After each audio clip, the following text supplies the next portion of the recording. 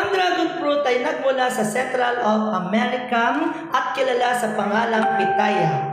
Ang dragon fruit ay mayaman sa nutrition at antioxidant, mababa sa calorie at mayaman sa sustansya. Ito rin po ay may vitamin at mineral. Ayon sa pag-aaral ng mga dalubhasa, ang pagkonsumo ng dragon fruit ng regular ay makatutulong sa pagkontrol sa diabetes, sa pagpapalakas sa kalusugan ng puso, at pagkontrol sa cholesterol.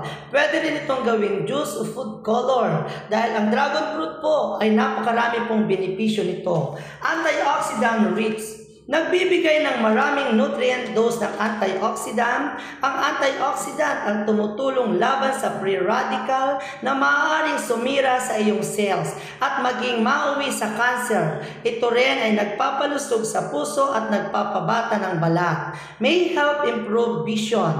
Ang beta-carotene ay mahalaga para sa kalusugan ng mata. Ang beta-carotene ay makikita sa dragon fruit ay maaaring magpaganda sa paningin at mabawasan ang risk sa katarata. Heart healthy. Ang dragon fruit ay punong-puno ng fiber at antioxidant na parehong nagbibigay ng contribution upang malusog ang ating puso. Lumalaban ito sa mga bumabara sa ating mga ugat, pinapanatili ang sirkulasyon ng ating dugo sa ating katawan. At meron din itong vitamin C. Pakipalo po ko and subscribe. Thank you so much!